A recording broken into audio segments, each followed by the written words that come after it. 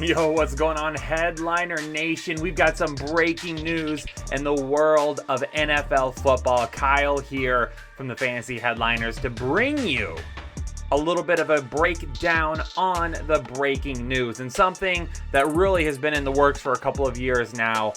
The deal that Dak Prescott has been waiting for finally gets done. Dallas inking Dak Prescott to a multi-year deal to keep him there in Dallas for now. Some people out there think that he might be traded. I don't think so. I think Dak is staying in Dallas. But let's look over this information and give you all the breaking news here on what this contract looks like.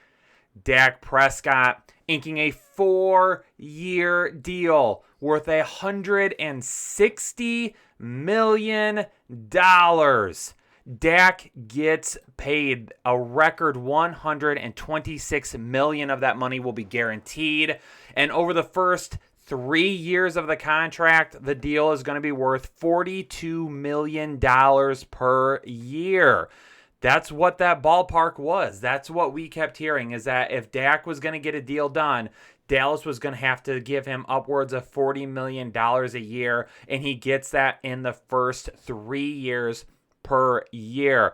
Also hearing that there is a no trade clause potentially. So what does that mean?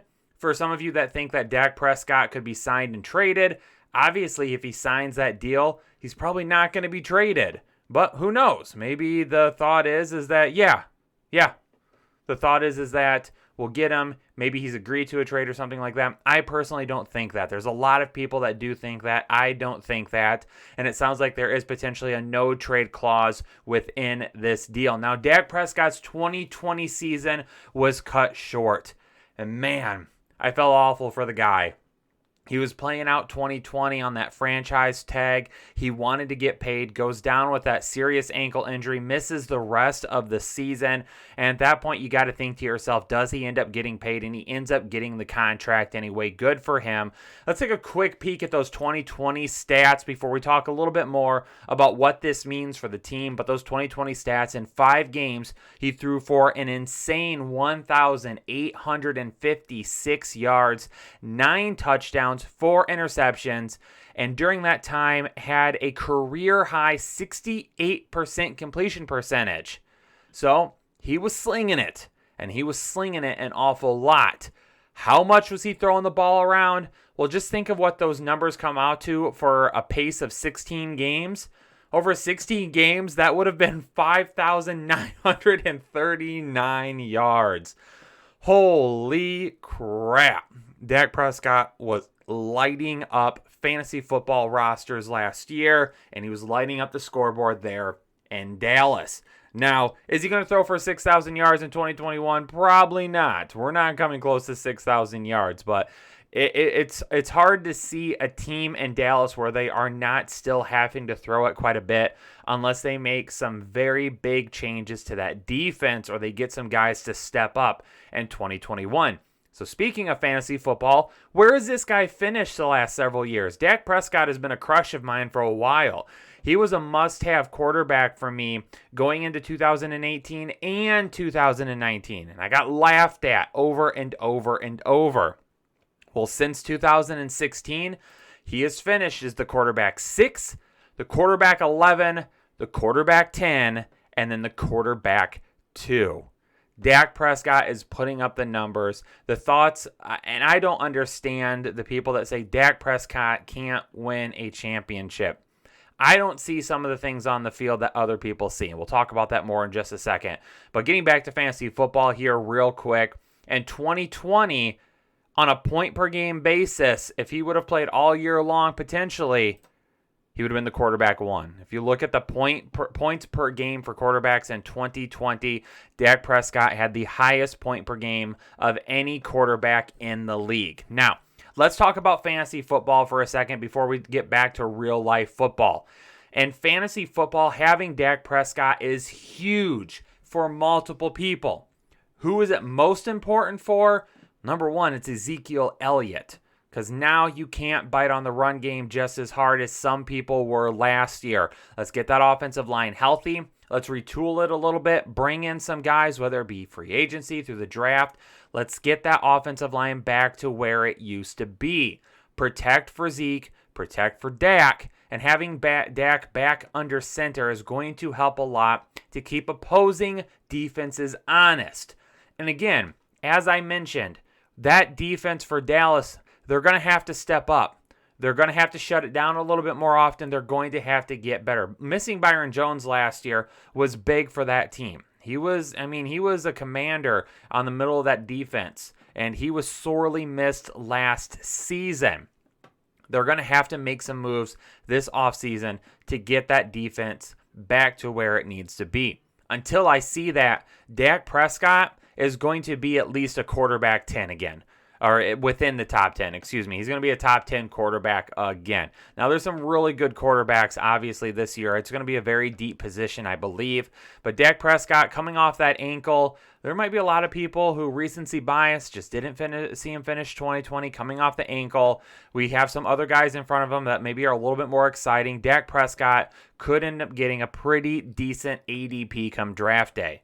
Amari Cooper, he gets to get back to where he was last season towards the beginning of the year. And a lot of people forget just how good, even though he didn't put up flashy numbers, Amari Cooper last season on a per-game basis was a lot better than what he had been in previous years. Heck, over those first 5 games of the season, he had 2 games with over 100 yards, and he had 2 games with over 80 yards. He had 3 games of more than 10 targets. In fact, here are his targets. Now, remember, Dak Prescott went down in that 5th week Dak Prescott went down after that Giants game.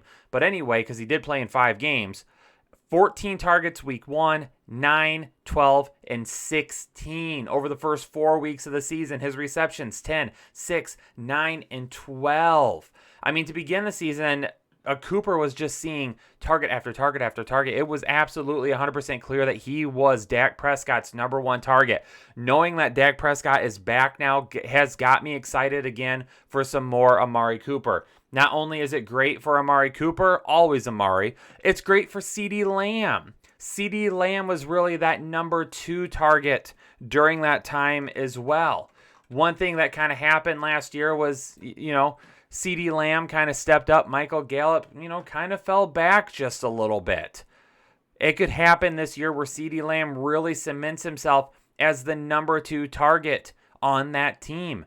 I mean, look at the targets, 6, 9, 7, and 7 over the first 4 weeks. 5, 6, 5, and 5 for receptions. In that week 5 game, he had 11 targets, 8 receptions, 124 yards.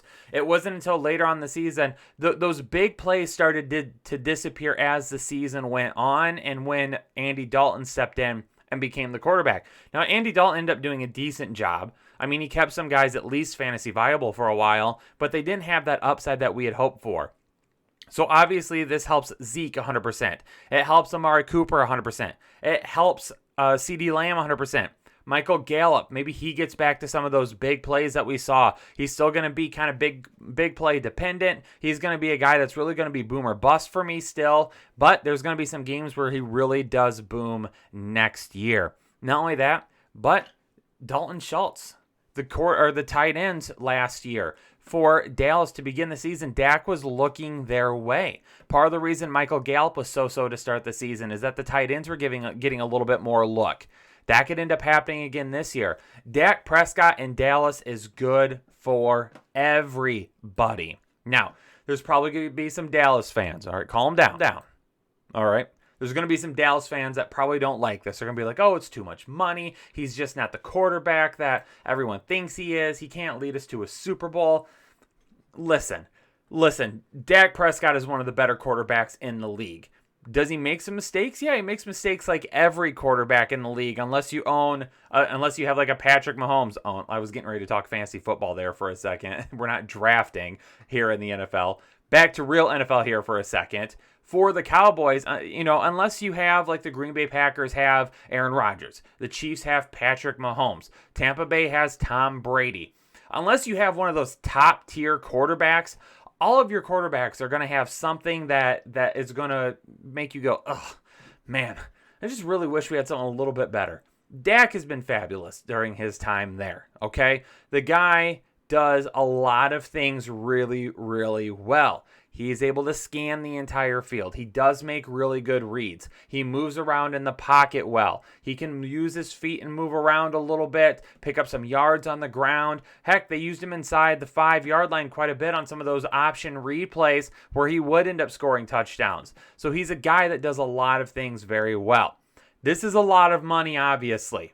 It is. The only reason that this contract might even think is bad right now is because the Cowboys are paying so much money to Ezekiel Elliott. If they weren't paying the money to Zeke that they were, then this contract's huge. Yes, it is, but you would have a ton more cap space. So don't get upset at Dak because Jerry decided to pay Zeke, okay? Lots of contracts out there. Amari Cooper's contract is going to be huge. They can move on from him after this year for barely any money. Okay, they can get out from underneath that contract pretty easily. And then you have Gallup, and then you have CeeDee Lamb. You still have Zeke at that point. Obviously, you've got the tight ends. This is still a really good offense, even if they move away from Amari Cooper after 2021. Okay, so they've got some flexibility coming up. The deal needed to be done. It's only 4 years. It's not like you're locked in for the next 10, 15 years or something crazy like that. It is only 4 years. So if for some reason the experiment is just not working out after maybe year 2, after year 3, then get your quarterback in the draft. Then at that point, then say, okay, Dak isn't the guy that we thought he was going to be. He's going to play out the end of this contract. And then we'll go ahead. And in year 4, because he's making $41 million the first 3 years, year 4 isn't going to be a whole lot. So really, to me, this is like a front-load heavy 3-year deal with the 4th year at the end of it. That honestly, if it hasn't worked out by then, he's gone. So you've got 3 more years with Dak Prescott at this money. By that time, you're going to have more flexibility and things like that. It's not going to hurt you nearly as much as I think a lot of Cowboy fans will think it does. All right. So there we go.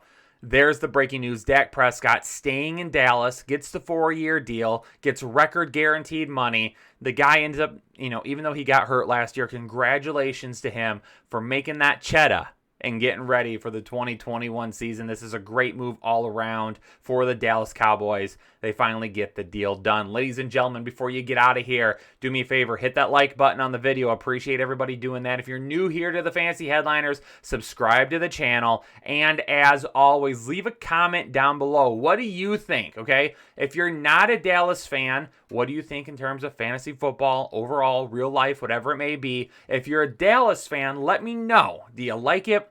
Do you hate it? Are you worried about it? What are your thoughts? Leave them down in the comments below. Ladies and gentlemen, I'm going to get out of here. Breaking news vid for all of you, talking about the Dak Prescott signing. Appreciate everybody tuning into this video. Stay safe.